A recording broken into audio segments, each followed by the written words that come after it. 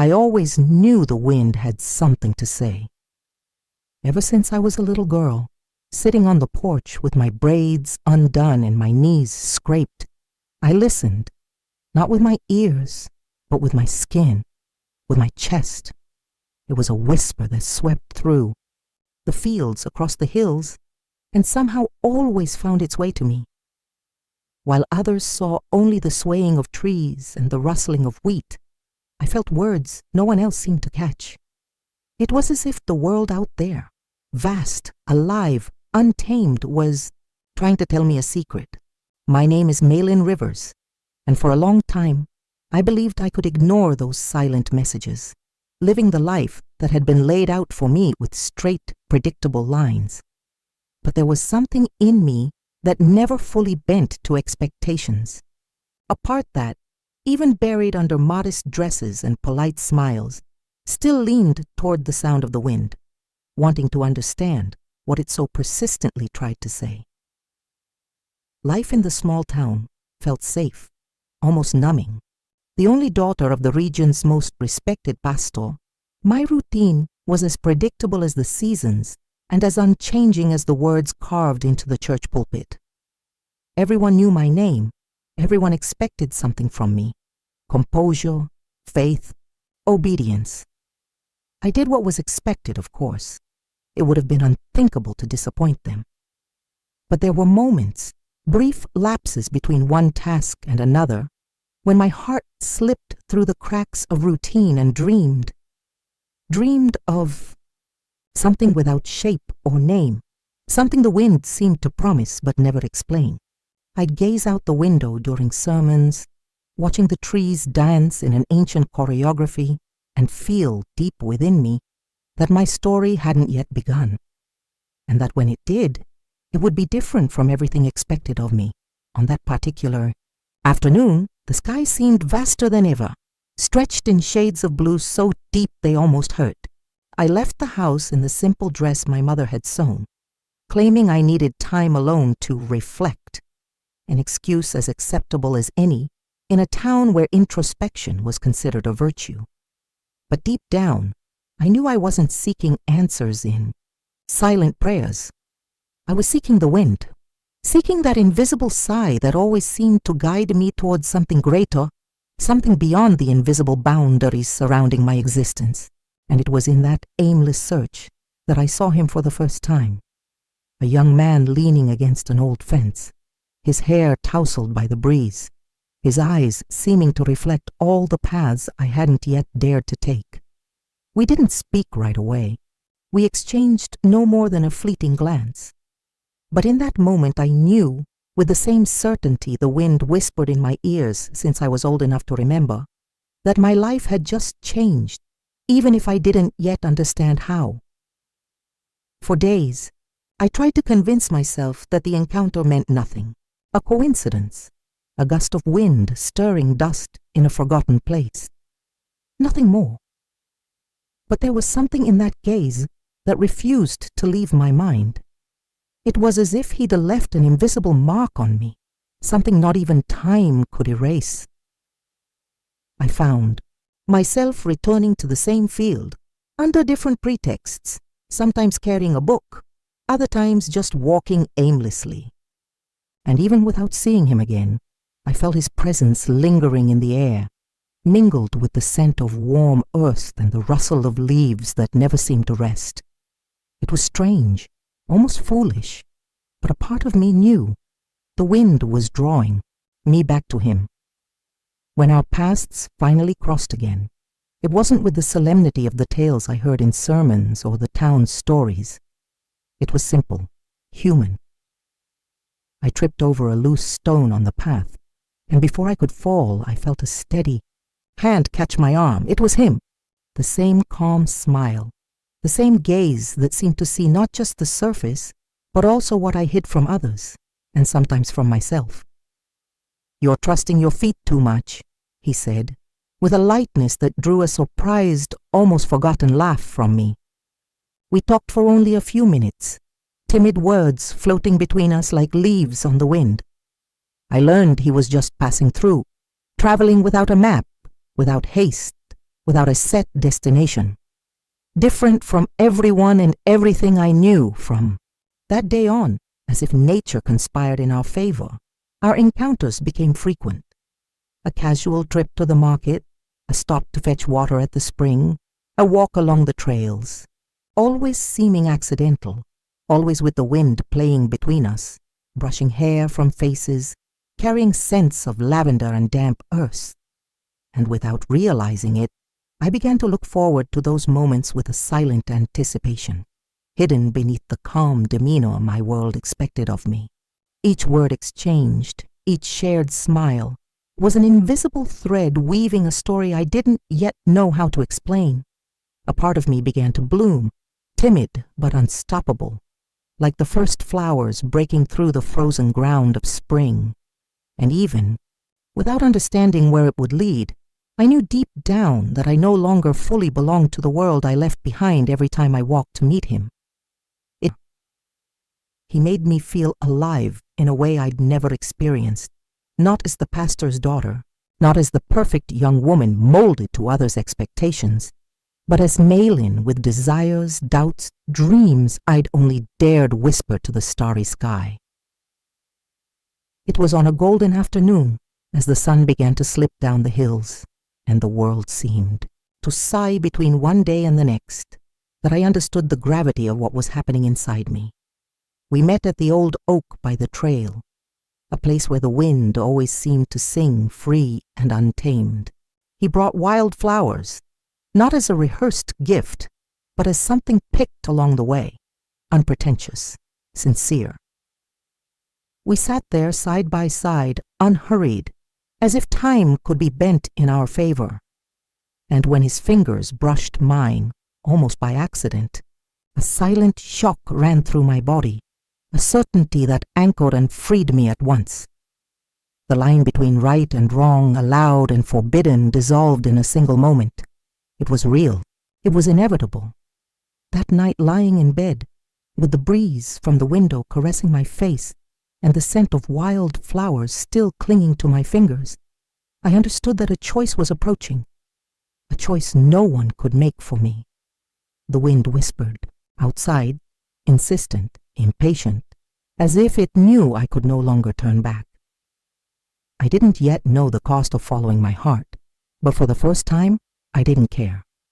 Something bigger than fear, bigger than guilt, was already growing inside me, and it would be impossible to stifle. After that afternoon, everything changed, though on the surface my life seemed to carry on as before, like the calm current of a river hiding the forces moving beneath. I fulfilled my duties as always, wore my best smiles at social gatherings, and kept the right words ready during church meetings. But inside, something had awakened and could no longer be ignored. Every stolen moment with him was like a golden thread secretly woven into the tapestry of my existence, a pattern only we knew, and curiously, nature seemed to become our accomplice. A detour in the path, a fallen branch where the trail had been clear, a leaf blown at just the right moment to shield us from curious eyes, everything seemed to protect us, as if the world itself wanted to grant us a chance no one else would. Our encounters weren't long or extravagant. A few minutes were enough for my heart to fill with the feeling that, finally, I was breathing air that was mine, not borrowed from others' expectations. We sat under trees, exchanged stories and smiles, built something fragile and precious, born from simplicity, from a touch, a shared silence, a lingering look. I learned to read his gestures like one learns to understand the movement of clouds, knowing when he retreated into old memories, when he opened to the present, and when he dreamed without realizing it. He showed me the world through different eyes, and for the first time, I allowed my own eyes the right to see beyond the walls raised around me since forever. But the town, too small for secrets to last, began to sense the scent of this change. No open accusations came, not yet. There were lingering looks, comments spoken just loud enough for me to hear, questions disguised as concern. and of course my father, so attuned to the slightest shifts in morality and custom, didn't take long to notice that something in me was slipping from his grasp. I knew I was risking everything: my reputation, my family's trust, the community's respect. Each step towards him was also a step away from everything I knew. But on some deep level, perhaps that had always been the only possible direction. Because love, I discovered, doesn't ask if we're ready. It simply blows toward us like the wind, strong and inevitable. It wasn't long before whispers turned into walls raised around me. At home, silence grew heavier, prayers longer, and my father's gaze more scrutinizing. At every service, every social gathering, I felt the invisible weight of eyes waiting for me to stumble, anticipating the moment my image of perfection would crumble like an old facade. It was like walking on thin ice, trying to hide the cracks spreading beneath my feet. I tried to act as always, tried to smother the growing turmoil within me, but there were days when the pretense weighed heavier than the guilt itself, because the truth, which I feared so much to admit, was that I didn't regret loving him. I didn't regret each smile exchanged in secret, each touch that seemed to set my skin ablaze, even under the cool evening breeze. It was on one of those leaden sky afternoons that the truth he carried began to emerge, and with it, the shadow that could destroy what we were building. Sitting by the creek, our bare feet touching the icy water, he spoke of a past he couldn't erase, of mistakes made in distant places, of guilt that still weighed on his shoulders, even as time moved on. As he spoke, there were no excuses in his voice, only the rawness of someone who didn't want to lie to the one person he still felt worthy before. And though part of me shrank back, frightened by what this could mean for us, another part, the part that always listened to the wind, recognized in him something even truer than any virtue crafted for public display. The news of his mistakes, however, traveled faster than the wind itself. I don't know exactly how, perhaps through curious eyes, perhaps through tongues too eager to hold back their venom. What had been mere suspicion became condemnation. And soon the pressure that already felt crushing became unbearable. My father called me for a brief, unyielding conversation. I was to stay away. Not out of hate, he said, but out of love. Love for my soul, my reputation, the future I deserved. And looking into the eyes of the man who had taught me so much about faith, obedience, and duty, I realized something terrible. He would never understand that what my heart demanded now couldn't be shaped by others' hands. But I was the pastor's daughter, and in that moment, as so many times in my life, it was expected that I would do what was right, even if that right meant suffocating the only thing that had ever made my chest truly breathe. That night, the wind howled against the house's windows, roaring as if it wanted to tear down the walls holding me in. I paced back and forth in my small room, my chest tight with a choice that deep down already seemed made before I could argue with it. Between duty and desire, between the crafted image and the discovered love, there was a line so thin it could barely be seen, and I knew that crossing it would mean no turning back. When I finally slipped out the back door, wearing only my worn boots and a light coat, I didn't look back. Not because I didn't love what I was leaving, but because, for the first time, I needed to love myself enough to move forward. I found him where I knew he'd be, in the shadow of the old oak, the same one that had witnessed our first meetings. The pale moonlight filtered through the leaves like a veil, and for a moment, just a moment, I thought perhaps the universe was still on our side. But it took only a glance at the weight on his shoulders, the sadness held in his smile, to understand that not every love can survive the real world. He knew what my staying by his side would mean. He knew what I'd lose, and because he loved me, with the silent, devastating strength of true love, he didn't ask me to stay. There were no impassioned declarations, no impossible promises. Just one final look, so full of everything we'd never be, that I almost wished I'd never learned to hear the wind, to avoid knowing the pain now tearing me apart. Our fingers touched for one last second, like two birds brushing wings before flying opposite paths in the open sky. Then he walked away, his steps muffled by the soft earth, taking with him all the possibilities I'd never have the courage to claim. I stayed there, alone, until the cold began to bite my skin and the wind blew harder, almost angry, as if protesting the injustice of that goodbye. When I returned home, my face wet and my shoulders hunched, I knew I wasn't the same Maelynn Rivers who had left hours before. The girl raised to obey had died under that oak, and in her place, someone was born who finally knew the cost of listening to her own heart. The days that followed dragged on like an endless winter, gray and heavy, even when the sun shone outside. I carried out each task as if I were outside my own body, moved only by the memory of who I was supposed to be. The people around me noticed the change, of course, but interpreted it the only way they knew. More prayers, more vigilance, more advice disguised as affection. To them, my sadness was a sign I was returning to the right path, purging the rebellion that had threatened my soul. To me, it was just the brutal realization that, in choosing to protect what they called honor, I had betrayed something far more sacred, my own truth.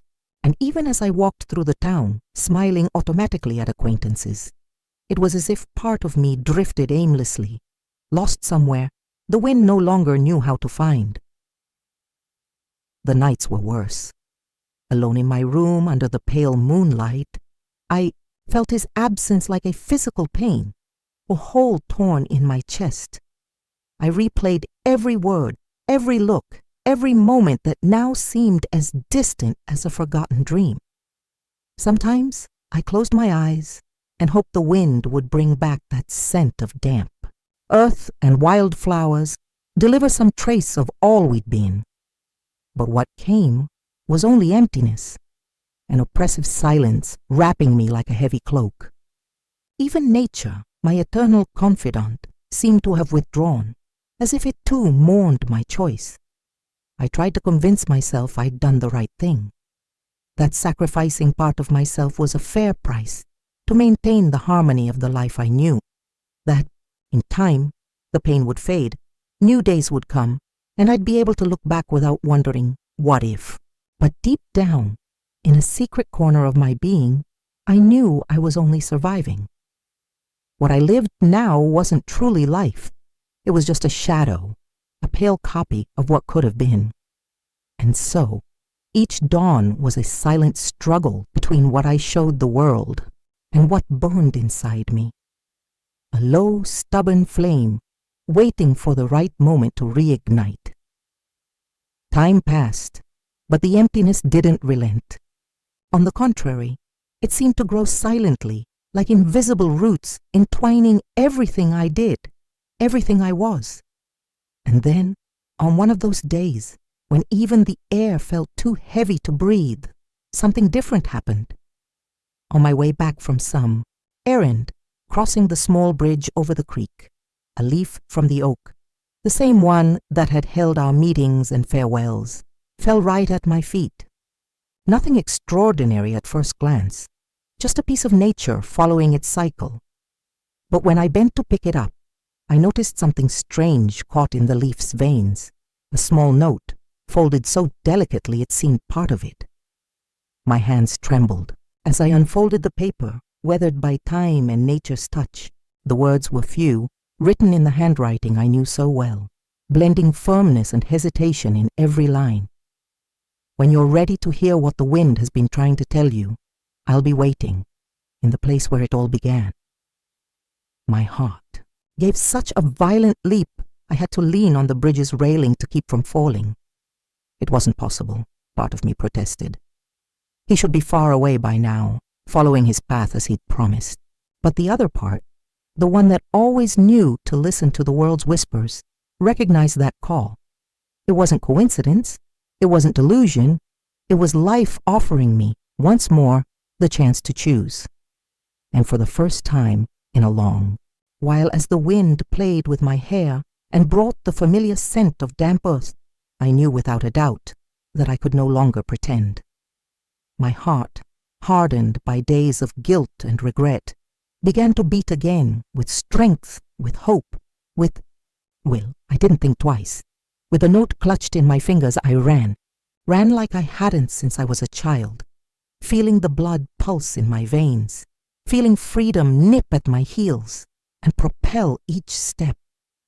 The world around me seemed awake again, vibrant, complicit. The wind blew strong, yes, but now it seemed to push me forward as if saying, "Go. It's now." And I went without looking back, without fear, without caring about the consequences that might come, because sometimes life offers a second chance, and this time I wouldn't let it slip away. When I reached the old oak, time seemed to stop. The sky was painted in golden and rosy hues of dusk, as if nature itself held its breath, waiting with me. There, leaning against the thick trunk, was he, the young man the whole world told me to forget, but whom the wind, insistent and stubborn, never let my heart leave behind. For a moment I stood still, afraid it was just a mirage born of longing, of desire. But then he raised his gaze, and in that instant there was no more doubt. It was real. It was now. It was us. There were no words right away, no explanations, no demands, no apologies for the time lost. Just a silence full of everything we needed to say and didn't need to speak.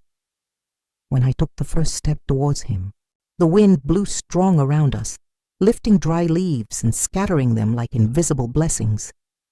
A laugh escaped my lips, a hoarse sound heavy with disbelief and joy, and he smiled in response, that smile I dreamed of for countless nights, that smile that unknowingly had been my anchor through all the darkness.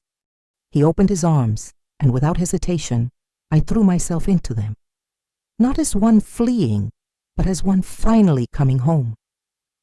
There, in the warmth of that embrace, I understood that love didn't need to be perfect, or approved, or understood by all. It just needed to be true. It just needed to be strong enough to survive the contrary winds, and ours was. We stayed there for long minutes, while the world around us slowly began to breathe again. It didn't matter what came next. The looks, the judgments, the battles ahead didn't matter. In that moment there was only him, me, and the wind, the old accomplice that from the beginning had whispered our destinies to one another. And when our eyes met again, shining with the silent promise of all we'd yet live, I knew, with a certainty surpassing faith, reason, or fear, I had found my home, not in a place, not in an expectation, but in a heart that had always unknowingly called me back. And this time, I wouldn't leave. Sometimes in the quiet mornings when the fresh breeze slips through the curtains and dances across the floorboards, I close my eyes and remember everything that brought us here. It wasn't easy. It wasn't simple. The world remained what it always was, full of opinions, invisible rules, crushing expectations. There were looks that turned away as we crossed the square, hurried whispers behind half-open doors, veiled attempts to remind us we belonged to different worlds. But I'd learned that love isn't measured by public acceptance, nor shaped by others' convenience. True love grows in tough soil, sends down deep roots where no one else would believe it possible. We built a life on the margins of others' maps, a life that bears the marks of hard choices, but also the unmistakable glow of freedom. We live near the fields, where the wind still runs free, and where, on the clearest days, it sings the same song it sang when we were just two strangers recognizing each other in the middle of nowhere. Sometimes we walk hand in hand under the old oak, our old accomplice, now sturdy and majestic, holding in its branches the story of a love that refused to die. Other times, we sit under the open sky and talk about all we dream for ourselves. Not grand promises, not lofty plans. Just the quiet will to keep choosing each other every day. I'm still the pastor's daughter. That title, that heritage, has never stopped being part of who I am. But today, I understand that being the pastor's daughter doesn't mean being a prisoner to the expectations others placed on me. It means carrying faith, not the imposed kind, but the one chosen, matured through the fire of my own battles. And my faith now is this: to believe that love, when true, is stronger than shame, stronger than fear, stronger even than time. And whenever the wind blows through the windows, tousling my hair and bringing the distant scent of wildflowers, I smile, because I know it still whispers to me, not as a call to flee anymore, but as an eternal reminder that I listened, that I believed, and that in doing so, I found not only love, but myself.